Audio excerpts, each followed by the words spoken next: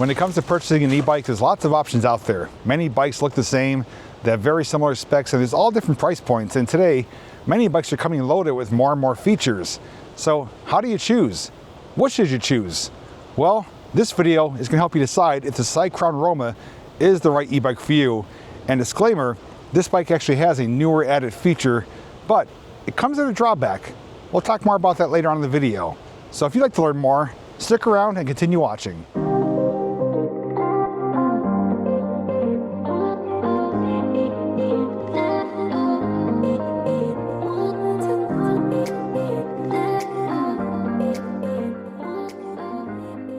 Before we get blown away here, let's take a closer look at the Cycrown Roma to find out exactly what it has to offer. Starting off in the handlebars, we do have nice rubber textured grips. They're nice and wide, add great support for your palms. Right there is your left-hand thumb throttle. And we do have your control module here. So we have a dedicated electronic horn and a 5-button control. We have power mode, plus, minus, and your headlight button. And of course, we do have hydraulic disc brakes. Great stopping power for this bike. Right hand side is going to be your 8-speed gear system right there with a ratchet style shifter. And in the middle is your display. So to power it on, long press the power button. It's going to boot up with the logo, which looks like a Transformers logo.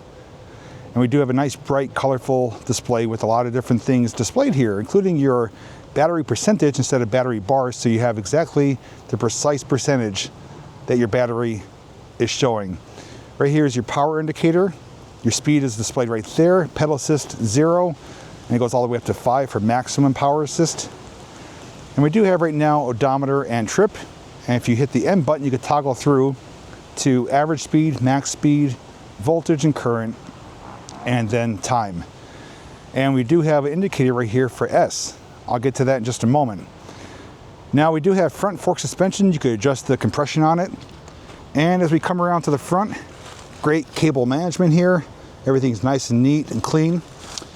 Big bright headlight, and I'm going to power it on. All you do is give a single press of the headlight button. Powers it on. Daytime doesn't do it justice. It is really bright and vibrant at night. Great for evening or nighttime riding. One of the better headlights I've seen on an e-bike that does come standard. This does ride on big 26 by 4 inch wide fat tires.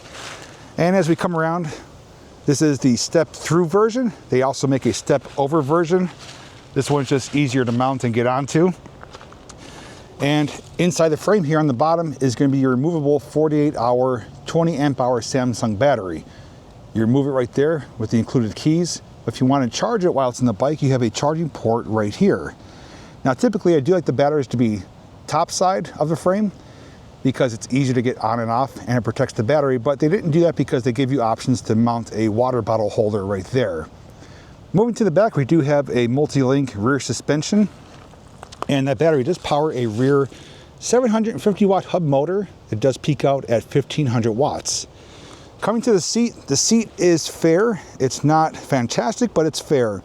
I'll give it a 3.5 out of 5 stars. It does have a hole here with vents for breathing, give you some little ventilation there, and it's fairly plush, but anything longer than 45 minutes, you're probably going to want to have a different seat. But for me, it's fair, it's usable. Now right now this bike is showing front and rear fenders and a rear rack. These are coming included for a limited time offer with this bike. So if you do purchase this bike sooner than later, you can capitalize and get fenders and a rack included. Fenders give you great protection, help keep you safe from rocks kicking up.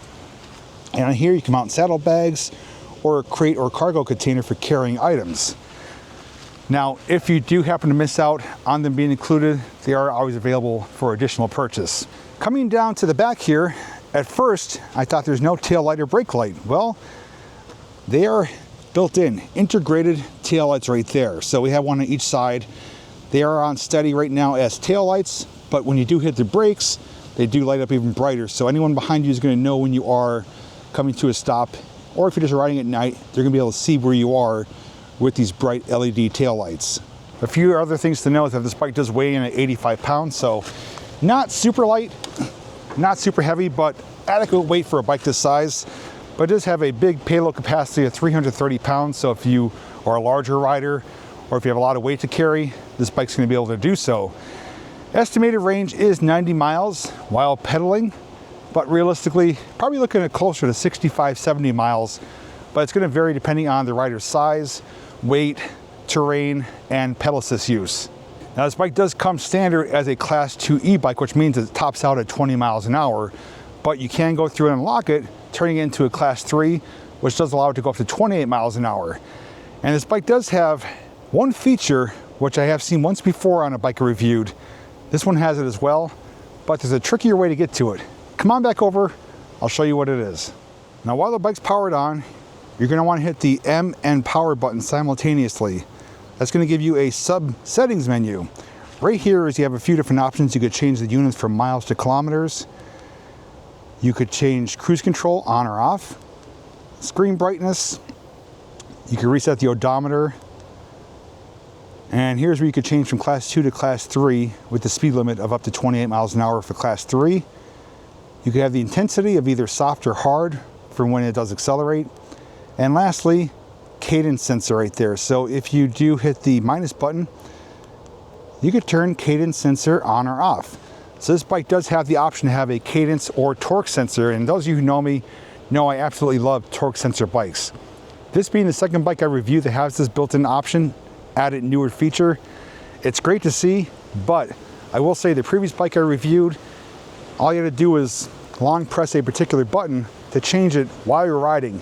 This bike you have to come to a full and complete stop, enter that settings menu, but if you are an individual who just wants it on one or the other, you don't have to really worry about that too much, but it is worth noting. But we know this bike has a lot of great features, but how does it perform? I'm glad you asked. Let's find out right now. We're gonna start off with some trail riding. I have it on torque sensor right now, so we'll be able to easily control our speed and our power output. It's pedaling nice and slow. I'm at pedal assist 4.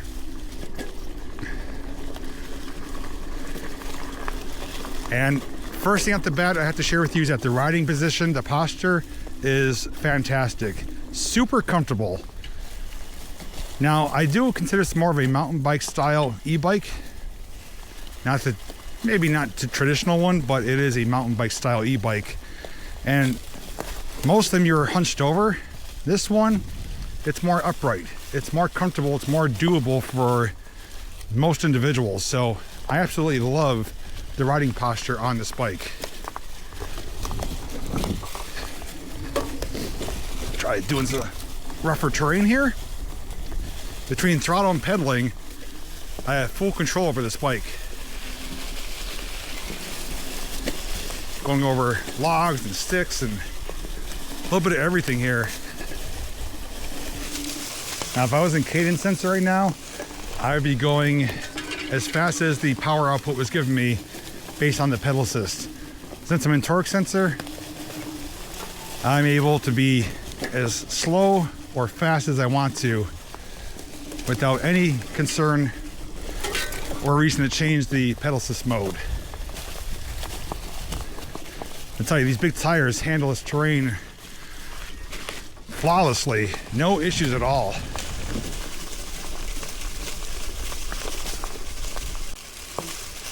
Now it is just a single hub motor, so it's not going to be the greatest on really steep hills, but for everyday riding, you're going to have more than sufficient power.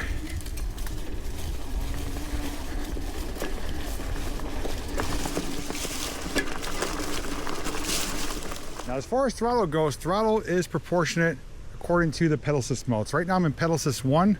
If I just give it full throttle, I'm only going to be able to go as fast as pedal assist 1 allows me to go, 10 miles an hour.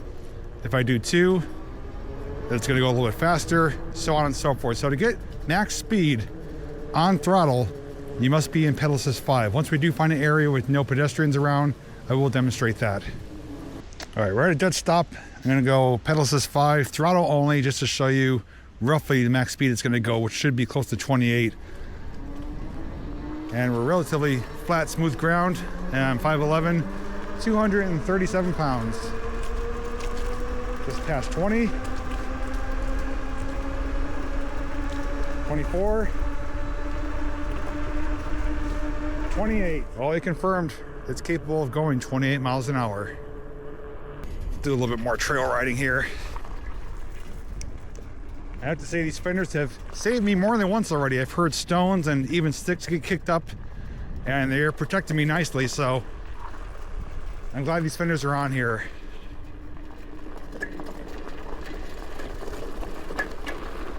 Front and rear suspension makes it a really smooth ride, even over bumps and bounces. A lot of bikes only have front suspension, and you really feel it in the rear end. This one, you're getting protection front and rear. I tell you, the more I ride this, the more I'm enjoying it. Pedaling, I'm in torque sensor 5, gear 3, and I made it up a pretty steep hill. Now, as great as this bike is, no bike is perfect. This one isn't either. There are a couple things I'm not a huge fan of, or that I don't like about it. So I will share this with you later on once we do come to a stop. This is some soft, silty material and able to ride through it. Narrow tires, you'd sink right in and get stuck. This kind of glides right on top of it. This is an excellent trail bike. Although this could be used in the city, on the streets, rail trails, this seems like its happy place.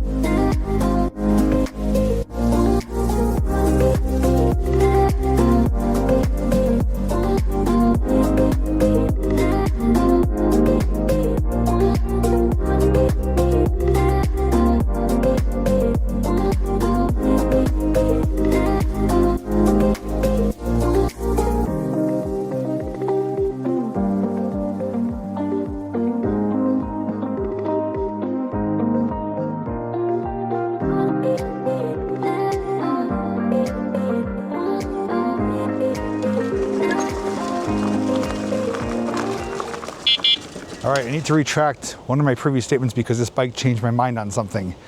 Now, prior to making this video, I've only ridden this bike a few times just to kind of get used to it and learn all the features.